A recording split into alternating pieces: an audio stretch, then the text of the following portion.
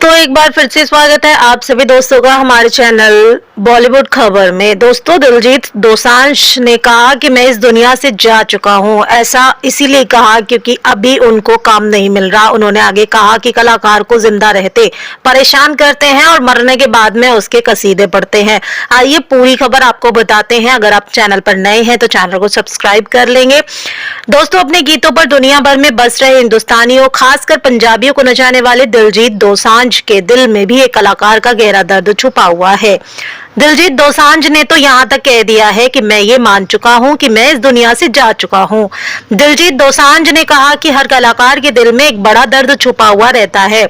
चमकीला फिल्म के बारे में एक इंटरव्यू के दौरान दिलजीत दोसांझ के दिल में भरा दर्द छलक गया। इस दौरान वो बाकायदा भावुक भी हुए और उन्होंने इंटरव्यू में यहाँ तक कह दिया कि इसे कट कर दो।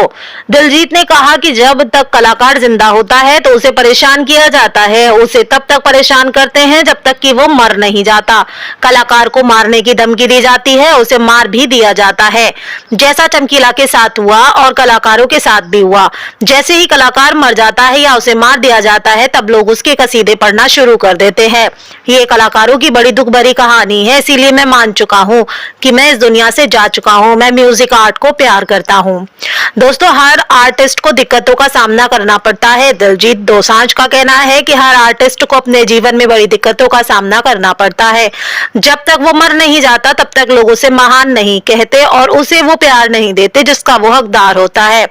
उसको लोग तब महान बोलते हैं जब वो इस दुनिया से चला जाता है यानी मर जाता है। जब वो मर जाता है तो फिर उसके काम की प्रशंसा की जाती है क्योंकि वो तब आपका कॉम्पिटिटर नहीं रहता है। मरने वाले ने कभी वापस नहीं आना है। गए हुए बंदे को प्यार देना हमारा स्वभाव बन गया है। जीते हुए को कोई प्यार नहीं करता। चमकीले के साथ भी ऐसे ही हुआ। ये एक फिल्म है, ये एक पक्का सेट स्क्रीन प्ले है। जब तक आर्टिस्ट जिंदा है तब तक उसे परेशान किया जाता है, उसे मारने की धमकी दी जाती। आगे उन्होंने कहा कि सोसाइटी कलाकार का काम बर्दाश्त नहीं करती है। दिलजीत ने कहा कि कलाकार जो कर रहा होता है वो सोसाइटी को बर्दाश्त नहीं होता, उसे तब तक तंग करते हैं जब तक वो मर नहीं जाता। जब मर जाता है तब कसीदे पढ़ते हैं। क्या कलाकार था यार। जब लंबे सफर पर जाते थे तो उसके गाने सुनते थे। ये बड़ी दुख भरी कहानी है। मैं इसीलिए मान चुका हूँ कि मैं इस दुनिया से जा चुका हूँ। I don't care anybody. मैं तो म्यूजिक आर्ट को प्यार करता हूँ। I am already gone. मैं तो जा चुका हूँ। दोस्तों यहाँ तक कि उन्होंने कहा कि मैं यहाँ चमकीला पाजी की वजह से हूँ। दिलजीत ने कहा कि मैं यहाँ चमकीला पाजी की वजह से हूँ। उन्होंने मुझे मौका दिया कि मैं उनका किरदार निभा सकूं। उनकी जो दिक्कतें थी मैं आज भी महसूस करता हूँ। चमकीला उनके लिए सिर्फ एक रोल नहीं बल्कि एक भावनात्मक रिश्ता था।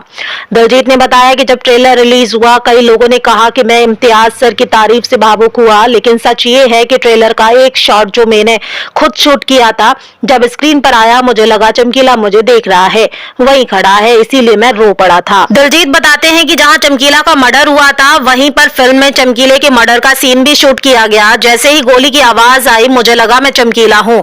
मेरी उंगली में इंस्ट्रूमेंट लगने से खून आया और 2 बूंदें भी गिर गई। तब लगा कि यही वो जगह थी जहां चमकीले का खून गिरा था।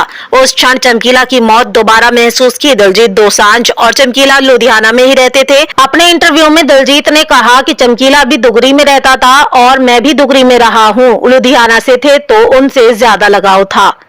फिलहाल दोस्तों दिलजीत दोसांझ ने ऐसा क्यों कहा कि कलाकार के मरने के बाद कसीदे गढ़े जाते हैं, इस पर आपकी क्या राय है कमेंट करके जरूर बताइएगा। और अगर आप बॉलीवुड खबर से जुड़ना चाहते हैं तो हमारे चैनल को सब्सक्राइब कर बेल आइकन को ऑन करना बिल्कुल ना भूलें।